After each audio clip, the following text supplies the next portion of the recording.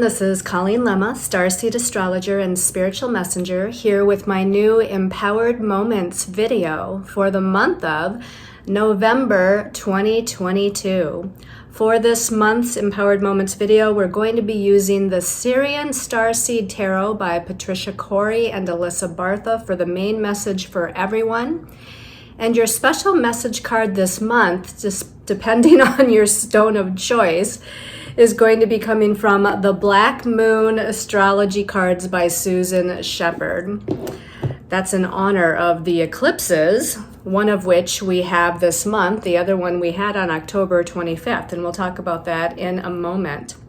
But let's go ahead and start out the month by doing an empowered moment.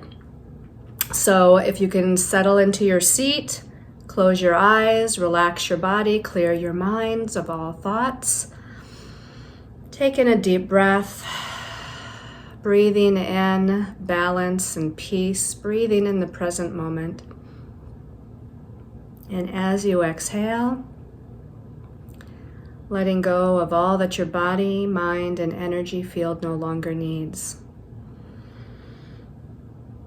And in this month, we're in Scorpio season for part of the month, until we get to the second half of the month when we start to enter Sagittarius season. Happy birthday to all the Scorpios and Sagittarians of this month of November. But as we start the month with the Scorpio energy of death and rebirth, transformation and regeneration, let's focus on that full moon lunar eclipse that we have on November 8th. Now that full moon lunar eclipse on November 8th has the sun in Scorpio at 16 degrees and the moon in Taurus, the opposite sign, at 16 degrees. We know that full moons are about completion, releasing, letting go. And the fact that it's an eclipse magnifies this energy. And this eclipse is on the heels of the new moon solar eclipse we had 2 weeks ago on October 25th at 2 degrees of Scorpio.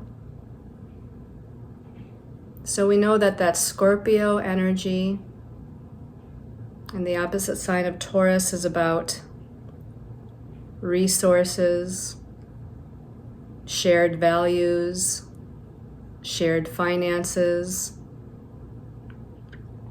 But that Scorpio energy brings in deep psychological analysis, delving beneath the surface to understand things deep within our psyche and clear out the shadow energies of our emotions and feelings and thoughts and perceptions, which again brings transformation and change into our lives, within ourselves and in the situations and circumstances that we find ourselves in. There's also a focus on our inner power or empowerment, which can bring up the shadow side energies of power and control or disempowerment from other people or from our own belief systems. So let's send out an intention that we bring in change and transition, that we allow death and rebirth energies to shift us and change us and evolve us in our lives, that we bring healing on a very deep level to the situations, circumstances, and relationships that we find ourselves in. And that this full moon lunar eclipse, along with that new moon solar eclipse that we already had, will bring positive redirections, positive shifts of energy, and positive changes in the weeks to come as we take the next step on our highest and most important destiny path in our evolution and growth as souls. Let's take a deep breath, breathing in that intention.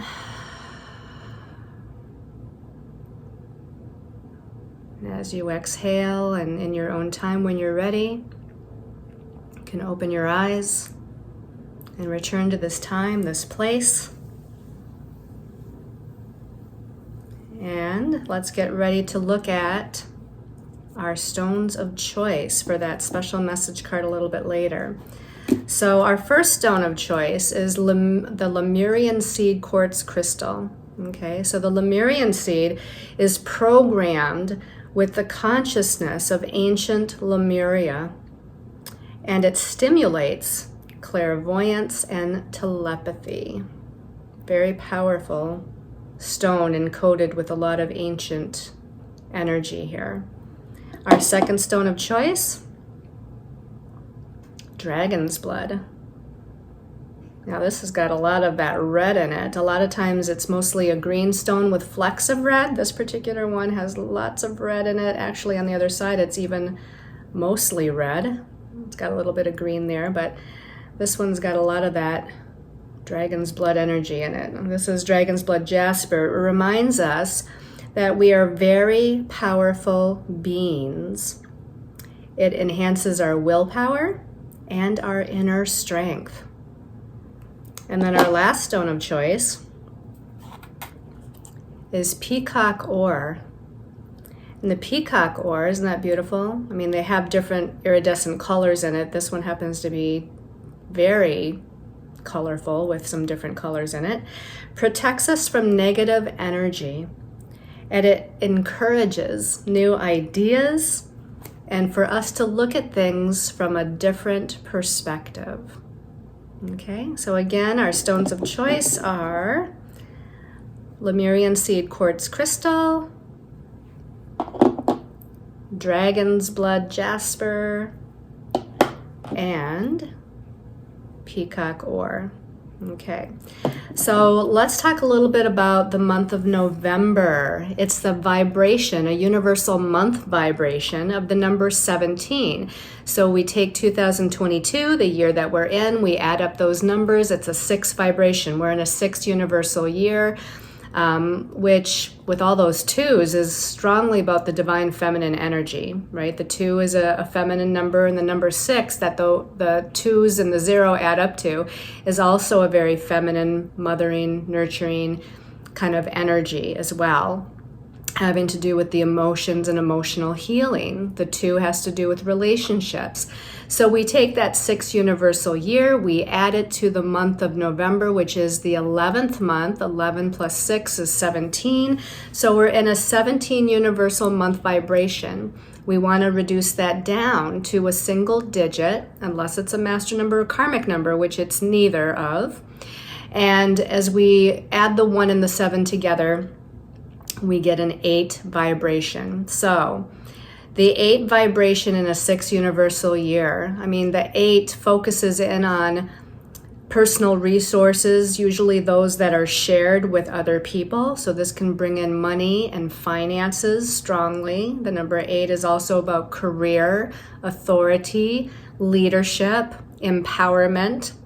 And we're in Scorpio season for a good portion of the month. So most of these things does relate to the sign of Scorpio, because Scorpio does rule shared money or shared resources with other people, and it does rule power and empowerment. So all of these things of the number 8 really fit with that Scorpio energy. So the number 8 sometimes can bring in some karmic lessons as well, which we do have an eclipse this month, which follows the new moon solar eclipse that we had last month towards the tail end of October. So karmic lessons regarding shared resources and power and control and our own sense of empowerment and our own sense of authority and healing the shadow side of our psyche and our personality. Those are all things that are also involved with the number 8. So if we look at the 17th Major Arcana, because it is a 17, right? So the number 8 in this case is made up of a 1 and a 7. And we always want to look at that double digit as well, because the 8 vibration could be made up of a 2 and a 6, like a 26, or a 3 and a 5, like 35. But in this case, it's made up of a 1 and a 7. So the 1 of the 17 really focuses in on the individual, the self, our sense of self, our confidence, our courage, our identity, okay? So there's going to be some individualistic kinds of energies where we're really needing to focus on self and self-healing in some way. The number 7 of the 17, the number 7 is a very spiritual number. It's a very interesting number in numerology because the number 7 is emotional, mental, and spiritual, all wrapped up into one. So there can be a little bit of confusion sometimes with the number 7. There can be some anxiety or nervous energy with the number 7, a need to do more research or more meditation to try to figure out, what direction is the right direction. Because if we're kind of going through this sense of confusion, sometimes there's a lack of information. And so that number 7 sometimes means we have to look up more information, or we have to, again, meditate and receive more messages. We have to kind of merge logic, which the number 7, again, mentally speaking, is a logical, analytical number. But spiritually speaking, it's a number of trust and faith. So we have to merge this logic and analysis with trust and faith as we try to figure out what the best course of action is. The number 7 is very self-reflective. It's very much a loner. So here we have the number 1 about self. We have the number 7, which is kind of a loner, needs some silence, quiet time, self-reflection time, meditation time, going within. The number 7 can be about wisdom. So it's about going within to find that inner light and inner wisdom within yourself. So all of that is part of what makes up this number 8, which seems counterintuitive in some way, right? Because there's a lot of self stuff and a loner stuff and logic and intuition stuff, but there's also this idea of money, finances, career, life path, being a leader, taking charge of your life, really being in your sense of confidence and courage, which seems a little bit different than that 1 and that 7 vibration by itself. Now, the 17th Major Arcana we want to look at, because this month of November vibrates to that number 17. The 17th Major Arcana is the Star card. So the Star card is usually about our hopes, dreams, and wishes for the future, right? It's in that number 7, that idea of the spiritualness of the number 7, of trust and faith. You can kind of see that reflected in this particular Star card, as this image is in the universe, in the stars, in the cosmos. Okay, so it's like really, again, trusting that divine timing is at work, that there's a divine plan in the works. Now we're coming out of October, which was the Tower card month, so that might have been a little tough for some of you. There might have been a lot of shifts and changes and redirections and surprises, maybe not always in a good way, surprises that happened in that Tower card month. Now it's kind of like settling down. And after the aftermath of whatever happened in October with the Tower card, we're now looking to the future. The Star card is not about the present moment so much as it is the future. Like, okay, now we can dwell on, think about, visualize what our hopes and dreams and wishes for the future is. It's like wishing upon a star, but it hasn't yet come yet, right? So we're in this aftermath of October's energy, and we're left kind of trying to rebuild or restructure, in some sense, whatever occurred for us in the month of October. So all we can do now is sort of like plan ahead and put our hopes out there and our dreams out there and start to move towards them slowly but surely. And this isn't necessarily a quick a quick moving energy. That's why I say we're moving towards them slowly in divine timing. Again, this image is in the cosmos, in the universe. So it's all about the divine plan and the divine timing of the plan. And we can have a thought or a plan or an idea, but we also have to be open to and have faith and trust that the universe may redirect us. We might be redirected down a different path, or we might need to have a little bit of patience as things manifest or materialize for us. But we're working towards that 8 vibration of materializing something. The number 8 really is, it can be about earthly manifestation of something.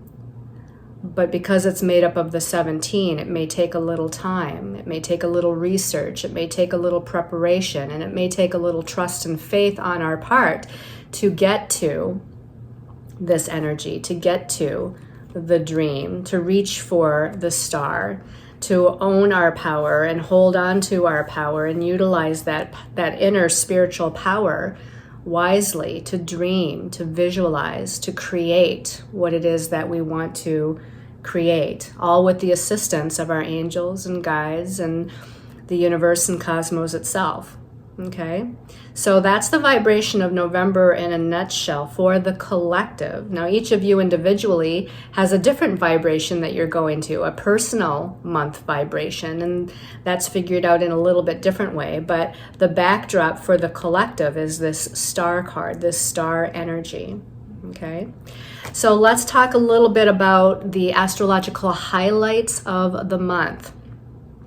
So the first thing that occurs this month is that full moon lunar eclipse. I shouldn't say the first thing that occurs, but it's the first thing of importance that I'm going to talk about in this video. In the weekly Empowered Moments video, of course, I talk about whatever's happening astrologically for the week. But the first thing of importance that we're going to talk about is that full moon lunar eclipse at 16 degrees of Taurus, meaning the sun is at 16 degrees of Scorpio. That happens on November 8th.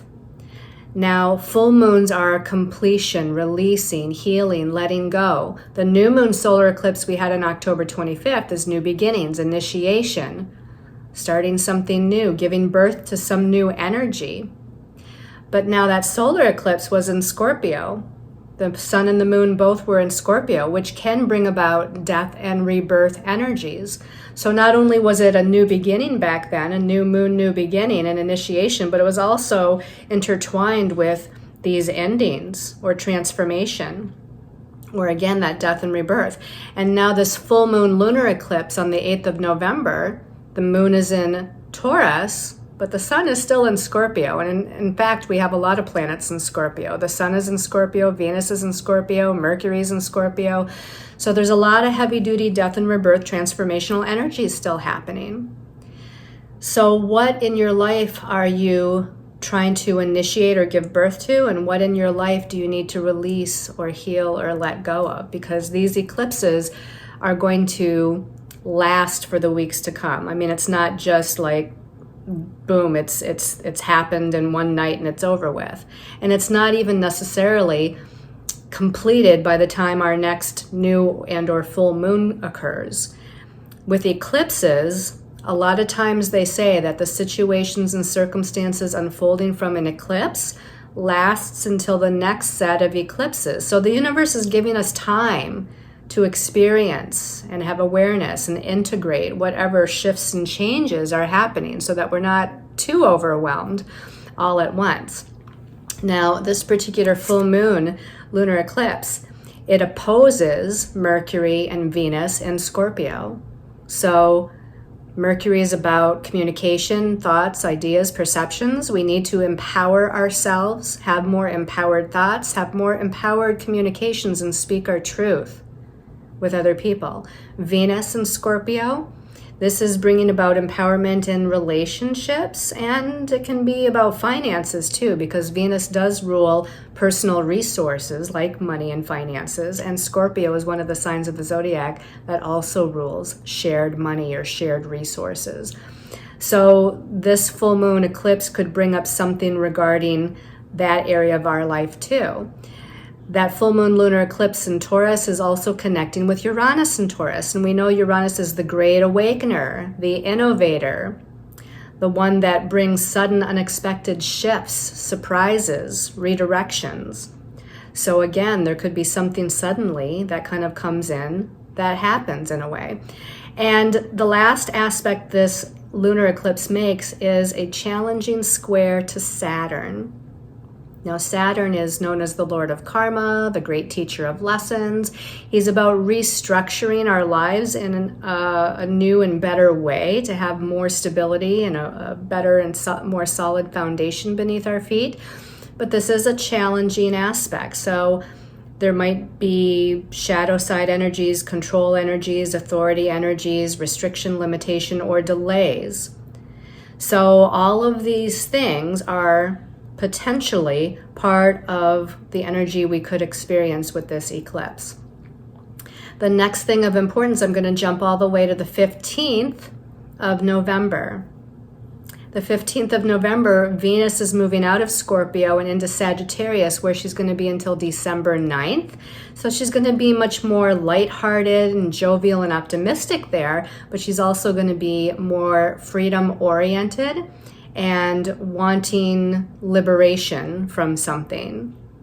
She's going to want to expand her viewpoint or expand her experience in some way, shape, and form. On the 17th, 2 days later, Mercury follows and moves into Sagittarius as well. So again, our thoughts and perceptions and communications are a little bit more happy-go-lucky, lighthearted, optimistic. Again, we're starting to think about the future. Sagittarius is that sign of the zodiac that wants to expand its perception and look towards the future of what's happening or what could happen. Sort of like the best case scenario kind of sign of the zodiac. So Mercury is going to be in Sagittarius from the 17th of November until December 6th. And then the Sun is also going to move into Sagittarius on the 22nd. So then by then we'll have those three planets now out of Scorpio and into Sagittarius, where things can be a little bit lighter. But sometimes Sagittarius can go into extremes, and it can go into a little bit of judgment and have very strong opinions about something and have a hard time kind of giving up their opinions, let's say. The other big thing I wanted to talk about this month is that Mars, the planet of energy, action, and forward movement, is currently in Gemini. And Gemini is considered a mutable, changeable, vacillating sign. So what's been happening since Mars went into Gemini? What's been happening specifically all the month of October and all the month of November is that it's been within range of a challenging square to Neptune. And Neptune, on its shadow side, can be about illusion, delusion, and confusion. And on its positive side is about magic and miracles and dreams. Now, this is a challenging aspect. So Mars square Neptune is bringing about this confusion and this lack of clarity and this lack of being able to be focused or stay focused on one particular direction or decision. So you might have found for yourselves that, or maybe even viewing what other people were going through, that through the month of October, and now again, it's going to last most of this month of November, I should say all of the month of November, this energy is still bringing in this kind of confusion and lack of clarity and lack of being grounded. And where we might make a decision and it comes down to the day that something's going to be initiated or put in place, all of a sudden it changes or dissipates or you get redirected. And then you're left with, well, I thought this was going to happen, but it didn't happen. So now what? That's kind of what I've been experiencing. So I'm going to assume some of you out there are experiencing something similar. And because Mars went retrograde on the 30th of October is why it's connecting with Neptune for so long. It's kind of at a standstill. It's not moving very far. Neptune is in the range of about 22 to 24 degrees of Pisces, And Mars went all the way up to 25 of Gemini, which is a challenging sign for Pisces, and then went retrograde on October 30th. And this is why there's been such a large 2-month time period of this very confusing, not stable, not focused and grounded sort of energy. It can cause a lot of anxiety too. Gemini is prone to nervous energy and anxiety, and it's prone to changing its mind and vacillation of decisions. Neptune, as I said, rules the spiritual realm. And with the spiritual realm, there's no time, there's no space, there's no solidity, there's no focus. You know, it's all about trust and faith, and let the universe guide you, and just know that everything's happening as it should and when it should, which is kind of hard sometimes, especially when you try to make some plans, right? But expect that to also be part of the occurrence. Now, just to wind up the astrology, again, up until the 15th, we have those personal planets in Scorpio. All those planets are connecting with Chiron, bringing up old past life soul wounds. They're all going to be connecting to Saturn, bringing up karmic lessons. They're all going to be opposing Uranus, which is bringing in some sudden unexpected surprises and shifts of energy. So once we start moving into the Sagittarius energy, the 15th through the 22nd with those 3 planets, you know, we'll start to be able to maybe look at or view things from a different perspective as far as what's been happening, and to be able to focus on what our hopes and dreams and wishes for the future are, and how we merge the logic and the intuition to get there, and how we have to have faith and trust as far as the divine timing. Okay? All right. So let's go ahead and take a look at what our angels and guides have to say through the cards here for the month. Got 3 cards, just 3. Can you believe it? Usually I have more than 3.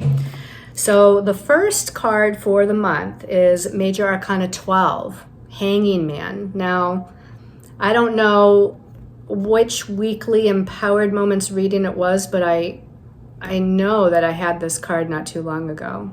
I can't remember which week it was, but I know this card seems very familiar. I know I've talked about it recently before. So with the Hanging Man or the Hanged Man, you can see that he's hanging upside down in a pendulum. In the traditional card, he's hanging upside down by 1 foot from a tree branch, which means he's looking at things from a different perspective, right? He's got a different view of the world because he's hanging upside down.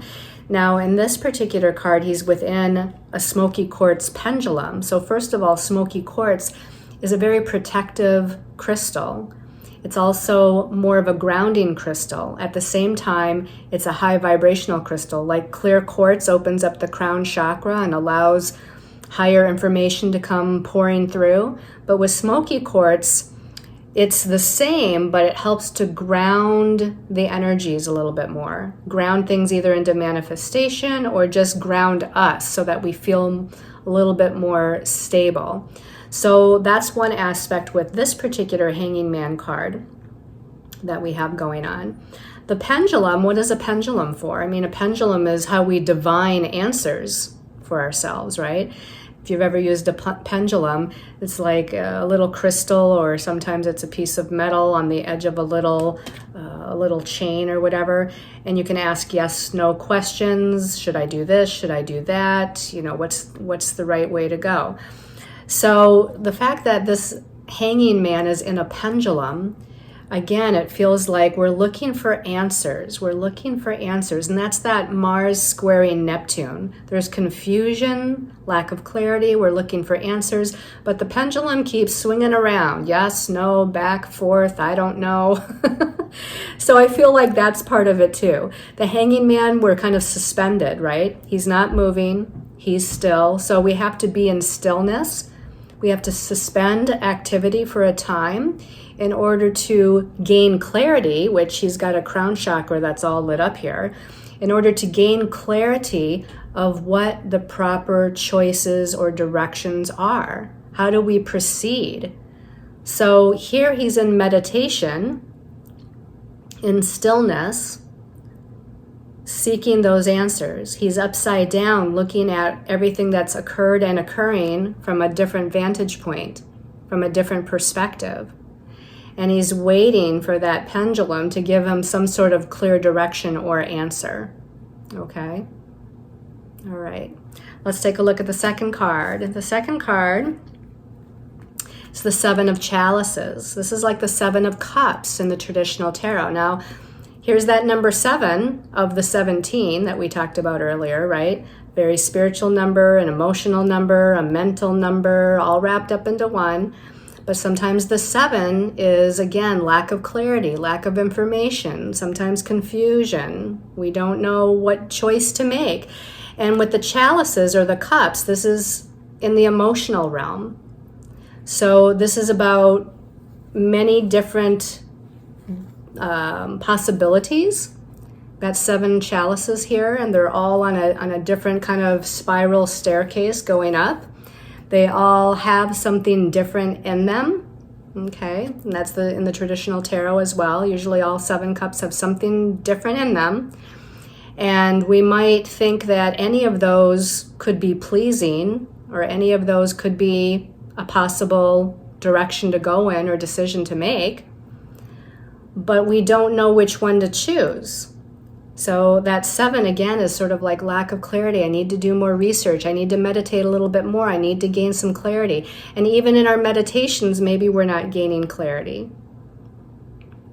Maybe even in receiving readings or guidance from other people outside of us, maybe we're getting different answers. And that's because there's nothing necessarily set in stone, and there's no right or wrong right now, but there's just various possibilities, various doors and windows that could be open that you could go through, or maybe you should go through for a time and then you'll change your mind and come back and go through a different one.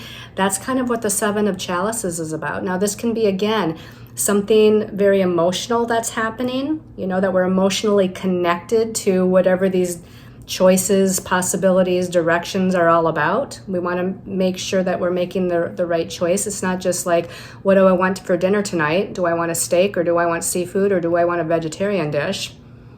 We're not really so emotionally connected to that kind of thing. But when it's something like, do I stay in this relationship, or do I leave, or do I move to this state or that country, or do I change jobs, or do I stay where I'm at for a time?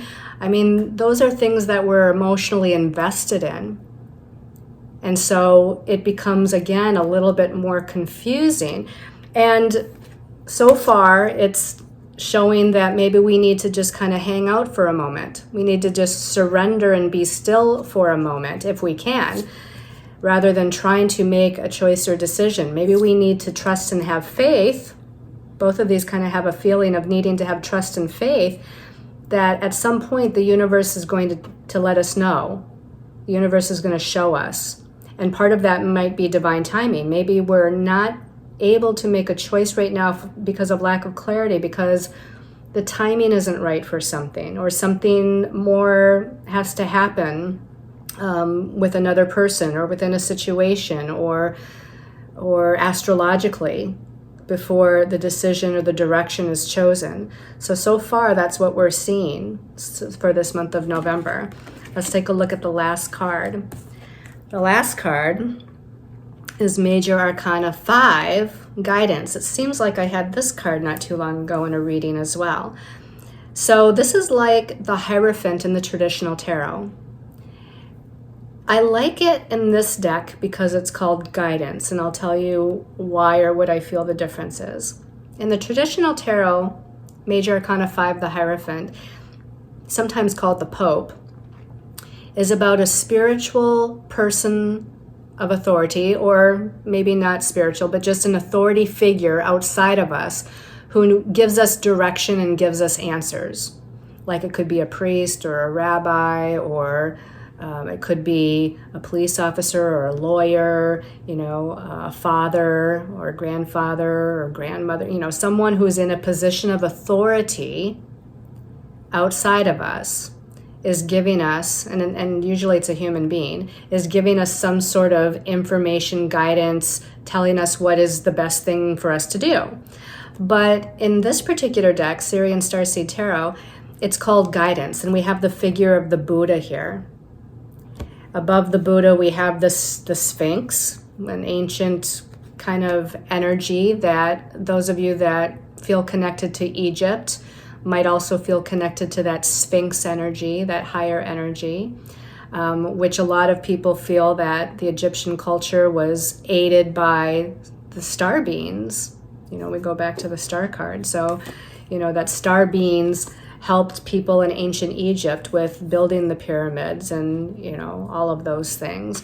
So it just has this, to me, like an ancient guide feeling. We've got the Sphinx, we've got the Buddha, we got the light of the sun, which in a lot of cultures, a lot of ancient cultures, they would worship the sun god.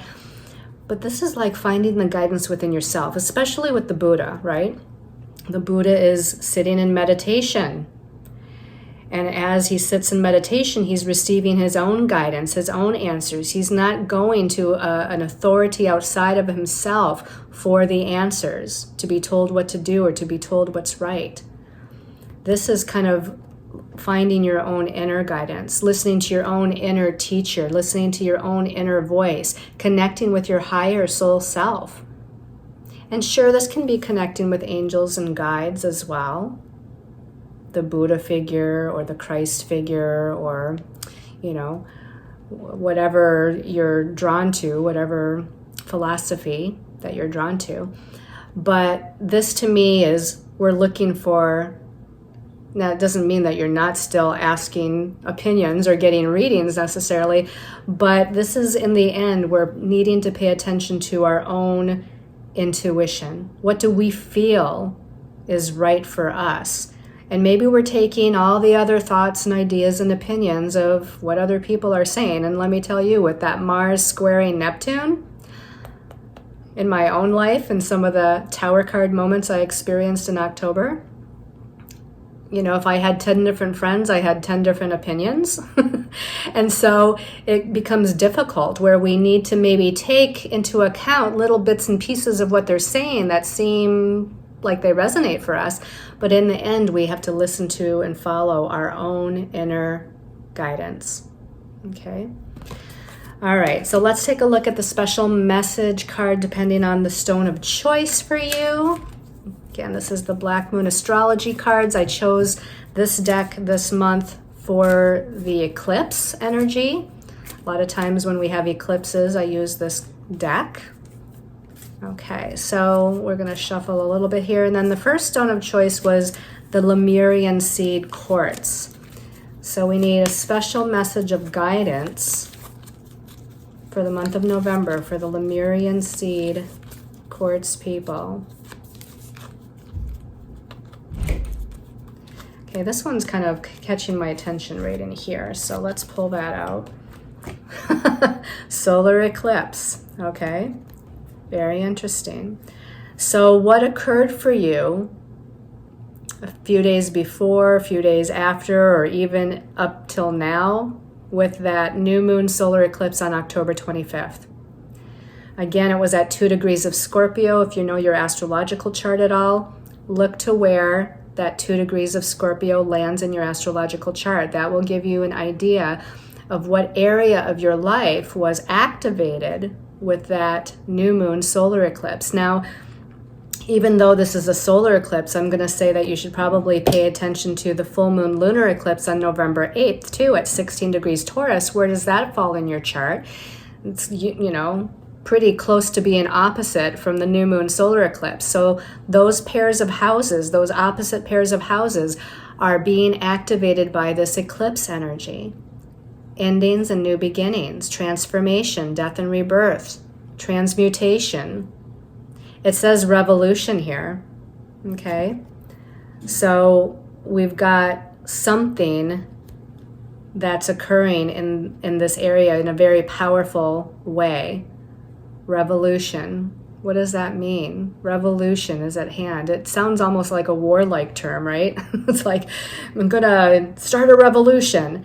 Well, maybe this is an energetic, I'm starting a revolution in regards to that pattern, to this situation. You know, it's like I'm going to conquer that and I'm going to overcome that. I'm going to transmute that. I'm going to transcend that. Maybe that's what this revolution energy is all about. But there's something powerful here for you to pay attention to. The solar eclipse, initiation, new beginnings, the birth of something new, the full moon lunar eclipse, completion, endings, releasing something, letting go. And again, have trust and faith, because the universe could be redirecting you in some way, in a situation, a relationship, or just within, again, yourself, and releasing and letting go of old patterns and mindsets and belief systems. Okay?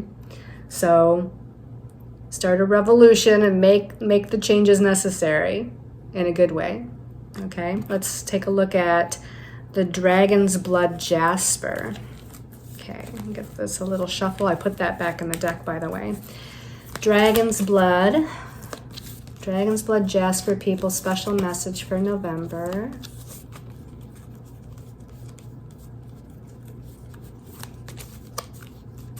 Okay, this one right here is calling me. Second house, and it says owning. Now, what's interesting about this is the second house in the natural astrological wheel is ruled by Taurus. That's where our full moon lunar eclipse is at, 16 degrees of Taurus. The second house is about your money, your finances, your values, your possessions, your sense of self-worth, how you value yourself, how worthy and deserving you feel about something. But again, it's in a sense, it's talking about owning the possessions that you own, the things that you have, the things that you covet, the money and finances that you have that purchase those things. But I also, again, want to make note that this is about self-love, self-value, self-respect, again, feeling worthy and deserving. All of these things are the second house. It does have like a coin on here. And again, Scorpio, where the solar eclipse was last month, and Taurus, where the lunar eclipse is this month, are money signs of the zodiac. They both are. So it seems like with this coin, that something could definitely be happening in regards to money, finances, or other personal resources, possessions that you have, like a home, a car, things that you own. So pay attention to whatever's going on with that, and also have the feeling like, this doesn't really, it's going to seem odd to say about the second house card here, but I'm hearing that these are just things and these are just possessions.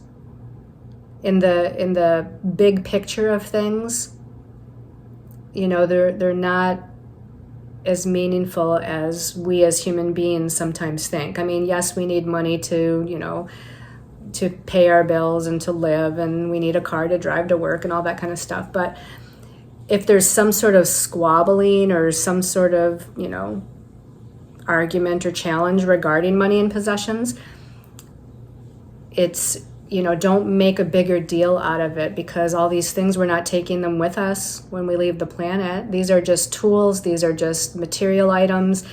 It has nothing to do with the deep sense of our spiritualness, of ourselves, of who we are as souls, and what our evolution and growth is all about. So they just wanted to make mention of that. Okay. And then for the last stone of choice, the peacock ore. All right, peacock ore people. Special message for peacock ore for the month of November. This one's calling my attention right here. And this one says, interestingly enough, Cancer and I feel. Now, Cancer, which is not in any of the astrology right now, is an emotional water sign. Now, Scorpio, that we are in, is also an emotional water sign. So first of all, I feel like, again, that emotionally connecting to people or things, or emotionally being connected to our own feelings or patterns that we're trying to heal is part of what I think this message is about. We need to feel all of our feelings. We need to feel all of our emotions and have the ability to express them as well in a very healthy, and positive way if we can. The other thing, though, is that it's interesting. We got a moon thing going on here. So again, it kind of brings up, Cancer is ruled by the moon, first of all. So Cancer being ruled by the moon, again, points us to the eclipse energies, that they're stirring up some emotional energy in your life. Now, what I was going to say is that Cancer rules home and family.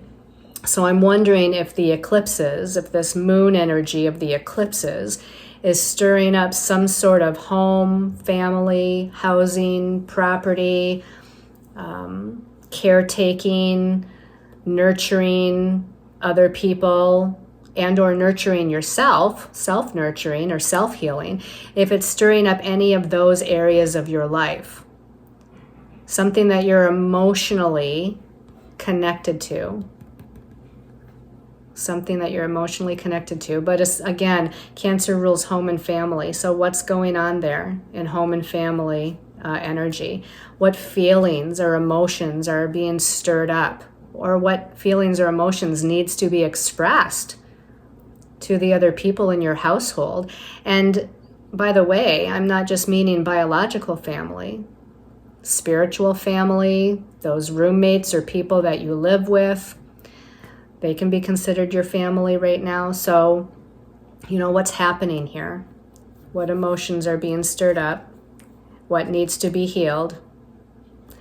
Cancer rules the subconscious and the unconscious, so we might be unconsciously reacting in some way, or there might be subconscious patterns from our own childhood and growing up in our own childhood family system that are being kind of, what's the word I'm looking for? Indicated. There's like a trigger. I guess that's a good word. We're being triggered by some past stuff from our own upbringing that we need to heal emotionally. Okay? All right, everybody. Thank you so much for tuning in to November's Empowered Moments video. Thank you for your love, your support, your comments. I've been trying really hard to answer all of your comments. I send you all lots of love and light as we move through this second to the last month of November, and we will talk to you in the next weekly, if not the next monthly, Empowered Moments video. So namaste, everyone.